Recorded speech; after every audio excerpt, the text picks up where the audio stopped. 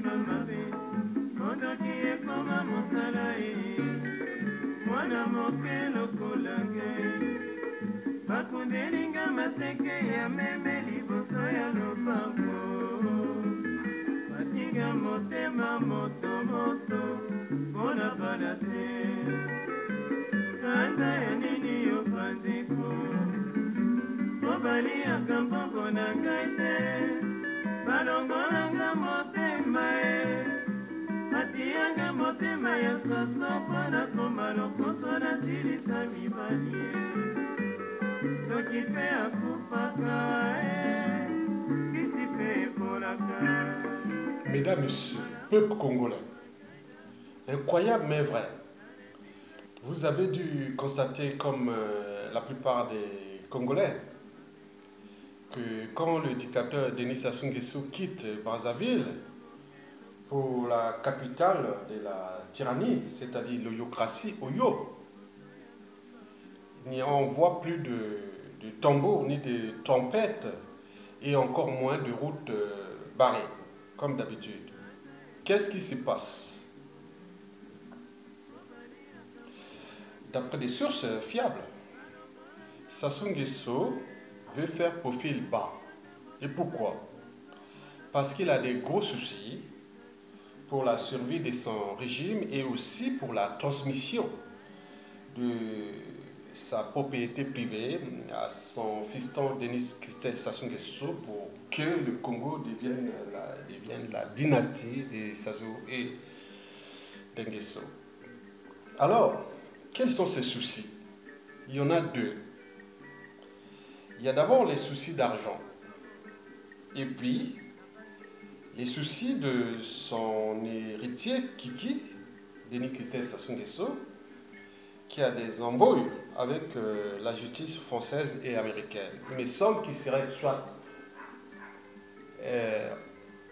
tenue secrète en France ou aux États-Unis. Et pour quelles raisons? Et c'est ce que les Congolais cherchent à savoir. Bien sûr que c'est celui qui gérait le pétrole congolais. C'est celui qui rêvait de devenir président du Congo. Après son père, c'est-à-dire le père allait transmettre ce pays comme une vulgaire parcelle de famille à son fiston Denis Sassou Nguesso que le Congo-Brazzaville deviendrait une province zaïroise.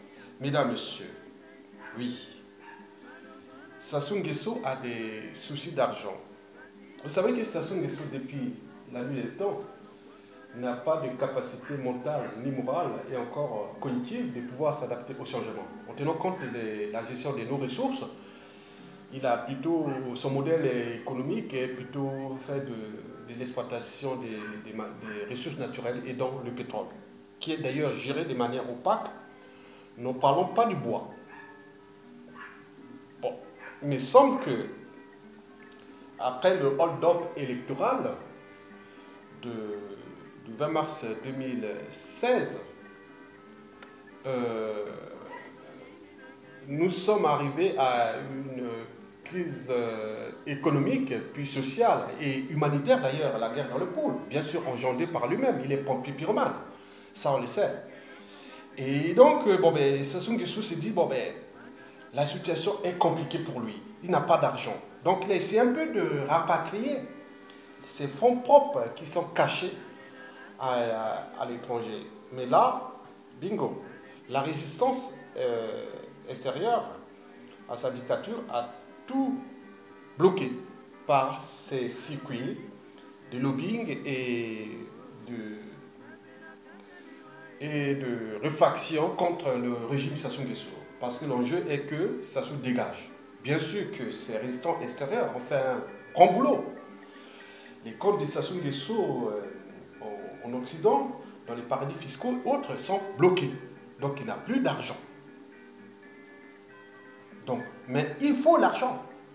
Et c'est là que Sassou dit, si je n'ai pas d'argent, qu'est-ce que je veux faire? Je fais comme il a toujours su faire.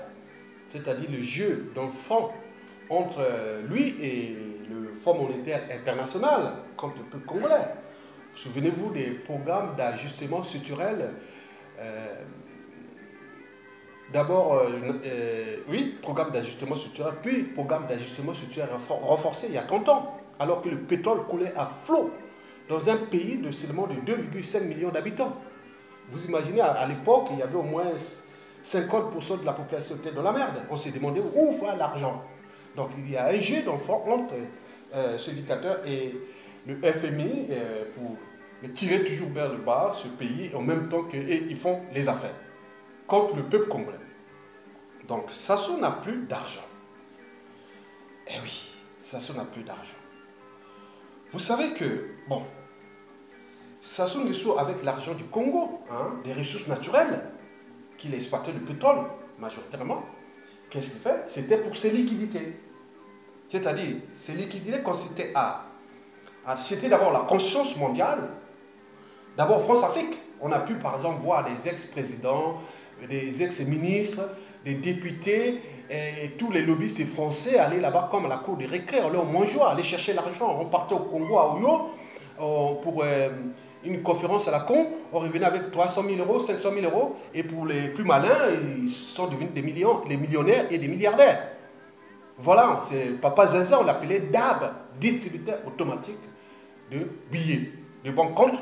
Voilà, l'argent des générations actuelles et futures du Congo. Où est parti cet argent?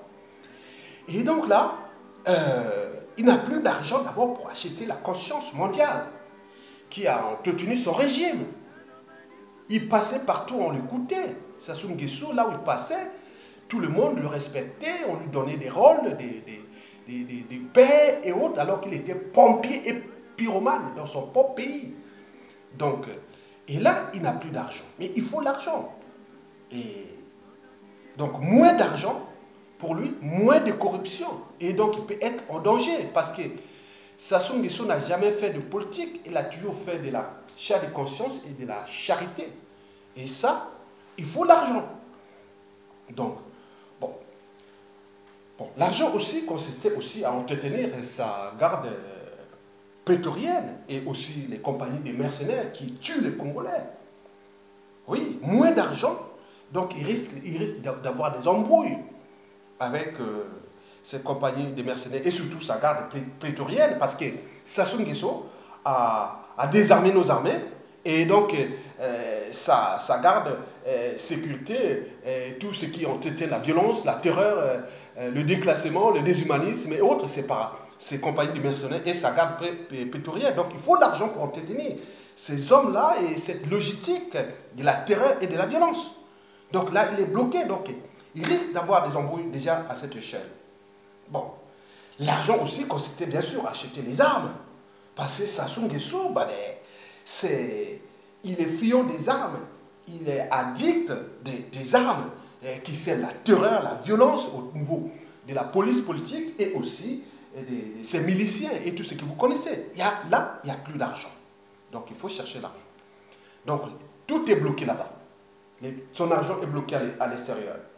Il faut dire aussi que le cours du baril du pétrole a baissé, donc les recettes pétrolières, parce que Sassou n'a pas créé de valeur ajoutée. Au Congo-Brazzaville, par exemple, sur le plan de diversification de l'économie. Donc, on est fragile par rapport à ça. Donc, vous venez de voir que la dette du Congo s'élève officiellement à 120% du produit intérieur brut. Mais en réalité, c'est autour de 200%. Et si ce dictateur reste au pouvoir, nous pourrons nous retrouver à 300% du produit intérieur brut, c'est-à-dire de notre richesse nationale exploitée. Il faut dire la richesse nationale exploitée. Donc, vous voyez les dangers pour ce pays. Donc, tous les économistes et analystes et autres, ceux qui connaissent ces dossiers de dette et aussi des dangers d'un pays, bon, on connaît ça. Donc, le monsieur cherche l'argent. Donc, il a ses soucis. Donc, il faut aller séduire Madame Christine Lagarde pour qu'il puisse lui donner un peu d'argent pour entretenir les circuits précités. Mesdames, Messieurs, oui, il a aussi des soucis pour son fiston. Oui, le fiston est là, on ne sait pas où se trouve. Les Congolais ont besoin de savoir, il est où? En France et où autre. C'était le plan A, mais il a foiré, il a nommé Isidore Vouba, président de l'Assemblée tyrannique, et puis premier ministre Mwamba qui reste là pour refaire la diversion. qu'on est dans l'équilibre nord-sud du tribalisme, alors que là, c'est des plombés, parce qu'on ne sait pas où se trouve Kiki. Bon, bref. Pour y parvenir, le dictateur en train de faire ce qu'il a su toujours faire depuis la nuit des temps. Bien entendu, les séances sataniques et du sacrifice humain. Les séances sataniques et des sacrifices humains à Oyo, parce que là-bas, c'est Nuremberg au Congo, parce que Oyo, c'est la capitale de la tyrannie, de la dictature, des sacrifices humains, du déshumanisme, là où se passent des horreurs, la nuit.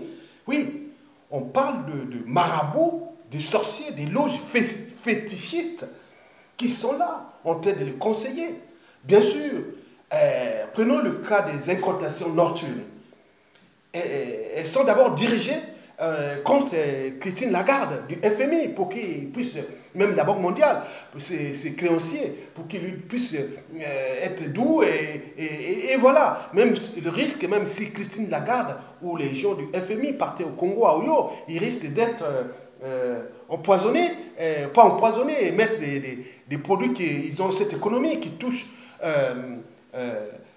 le corps humain, hein, au niveau du comportement ou autre. Donc, ils cherchent à séduire Christine Lagarde via le FMI pour qu'il puisse lui donner l'argent. Le programme d'ajustement structurel, le nouveau programme d'ajustement structurel, il s'en fout. Pourvu qu'on lui donne l'argent pour l'achat de conscience, l'entretien de ses mercenaires, de ses forces de répression, et aussi pour... parce que c'est des gens qui connaissent que la jouissance, les bunga bunga, les bolobos et tout ce que vous connaissez. Ils n'ont jamais changé. C'est des gens où leur cerveau est resté encore 40 000 ans avant Jésus-Christ. Donc leur modèle économique est connu. C'est-à-dire le vol, la kleptomanie, les bunga bunga, la criminalité et autres. Vous voyez? Donc, mais les incantations vont aussi au niveau à la destination des juges français et américains pour que Kiki soit libéré. Donc, ils font des incantations là-bas. Bon, deuxièmement, il y a aussi des sacrifices humains, comme je vous l'ai dit. On parle qu'il y a 10 enfants de moins de 10 ans, et plus des vaches, et des moutons qui sont sacrifiés maintenant chaque nuit, entre 2h et 3h du matin, chaque jour à Oyo, hein, de ce palais là-bas. Donc, les gens, c'est pas du fantasme, c'est la réalité. Ça soit toujours fonctionné par les crimes. Donc les enfants là proviennent d'où? Bien sûr qu'on les retrouve, ils ne viennent pas de loin. Et c'est des enfants qui sont autour de la région de la Cuvette, hein, de la région de la Cuvette et périphérique et tout ça. C'est de nous, les enfants des familles. Quand on enlève, il y a des gens qui sont là chargés d'aller soutirer ces enfants des familles souvent pauvres et autres. Bon, ben, bien sûr qu'il y a des gens, on est au cœur de... Donc nous sommes là, donc, au cœur, non seulement des pratiques sataniques, mais également au cœur des affaires criminelles. Et que demain, d'ici peu, si le Congo se libère, nous devons mettre des moyens premièrement, d'abord de retrouver ces gens, hein, parce que c'est une économie, parce que le système, ça se peut partir. Mais tous ces criminels, tous ceux qui ont détenu ce système satanique, diabolique et tout ce que vous connaissez. Donc il faut les retrouver et voir toutes ces problématiques de manière d'abord judiciaire et pénitentiaire, puis aussi de manière éducative et tout ce que vous connaissez. Mesdames, Messieurs, donc, peuple congolais, nous sommes donc individuellement et collectivement invités à justifier à l'opinion nationale et internationale l'enjeu de Sassou dégage parce qu'il devient le problème d'abord du déclassement humain. Parlons de ces crimes, ces guerres asymétriques, ces terrorismes d'État, cette terreur qui règne au Brazzaville, les scènes de torture, d'enlèvement, des disparitions suspectes, des sacrifices humains, des trafics de corps, d'ossements, et tout ce que vous connaissez. N'oublions pas le déclassement social et économique. Aujourd'hui, par la crise post-hold-up électoral qui continue d'ailleurs aujourd'hui.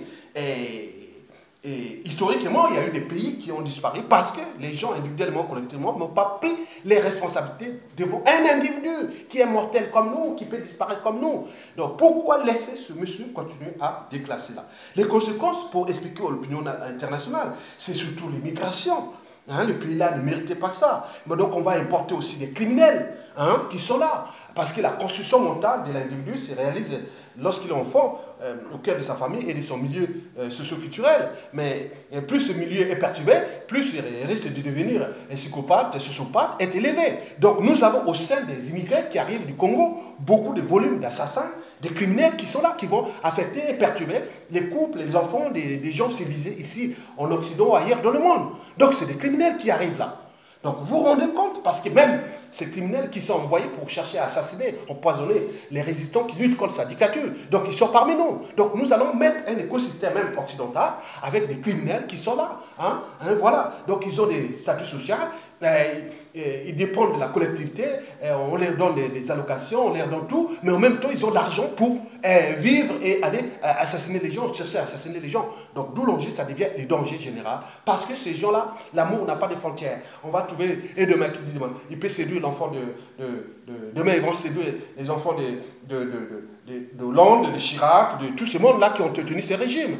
Donc vous vous rendez compte du danger, même jusqu'aux États-Unis, partout. Donc nous sommes dans un environnement qui devient de plus en plus criminogène, à l'échelle même française. Donc d'où l'enjeu de le mettre, ce monsieur, hors d'état de nous. Ça ne dépend pas des problèmes des intérêts économiques, autres, stratégiques, autres. Ça, c'est en faux. On peut réfléchir et repenser, arbitrer, fixer un nouveau cadre de coopération, de partenariat économique, stratégique, autres. Voilà, l'enjeu d'abord de dégager ce monsieur, parce qu'il devient un danger pour tout le monde. N'oublions pas le terrorisme. Le monsieur a toujours fait utiliser le terrorisme. C'était bien sûr que c'est un pompier pyromane qui a créé le bazar d'abord dans son pays, puis en Centrafrique. N'oublions pas les attentats passés, autres. Donc ça devient comme quelqu'un qui, pour n'importe quoi, il peut sacrifier les humains pourvu qu'ils restent au pouvoir à vie, parce que c'est un lâche qui n'a pas envie d'aller à la CPI ou se retrouver en prison dans son pays. Parce que c'est de la haute trahison, parce qu'un monsieur comme ça, il doit être dégagé. Et quel repère moral, des normes sociales que nous allons léguer aujourd'hui et demain à nos générations futures, c'est-à-dire sur différentes échelles. D'abord à l'échelle congolaise, c'est-à-dire à l'échelle individuelle congolaise, puis locale, régionale et nationale, et aussi africaine et internationale. Donc, quel produit on nous a placé là pour déclasser massivement? Si le monde devient un chaos, il n'y a plus de repères, il n'y a pas de ça, tant qu'à faire, le maintenir là, mais je pense qu'il y aura des contre-coups qui pourront affecter tout le monde. Donc, Sassou Nguesso, en résumé, Sassou Nguesso fait profil bas parce qu'il cherche par tous les moyens à conserver d'abord, à sauver d'abord sa peau, sauver son régime et les transmettre à son fiston Kiki. Et deuxièmement, il a besoin d'argent, parce qu'il faut l'argent pour entretenir son système. Parce qu'il ne sait pas penser, il ne sait pas réfléchir, il ne sait pas accompagner le progrès dans son pays. Donc il ne sait que l'exploiter et voilà, et s'enrichir. Il croit que la richesse est éternelle. Mais non, bien sûr que non.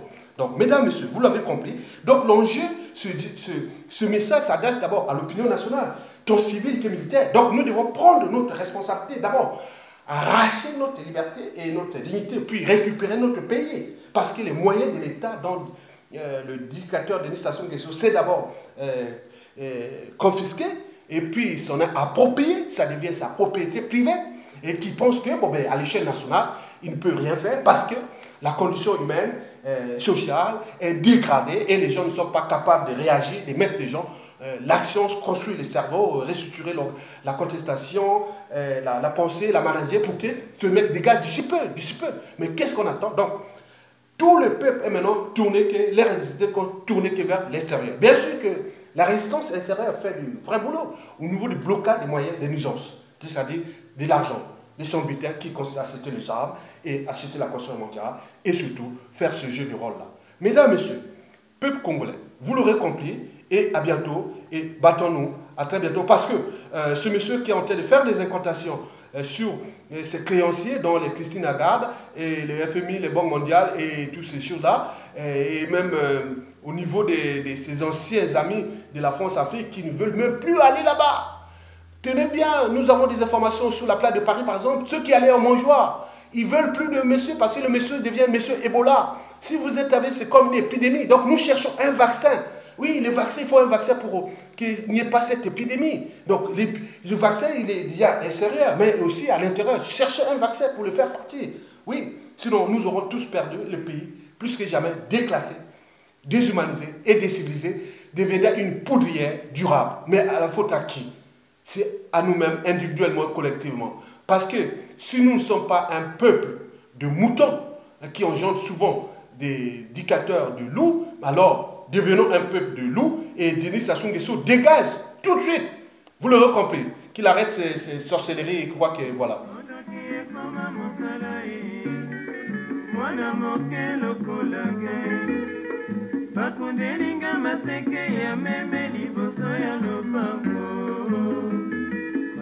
Motema moto moto bona balate kanda ya nini yo pandeko mobali akambongo na ngai te balongolanga motema atianga motema ya soso mpona koma lokoso na tilisa mibali soki mpe akufaka kisi mpe ekolaka malamu bobo mangai na kufa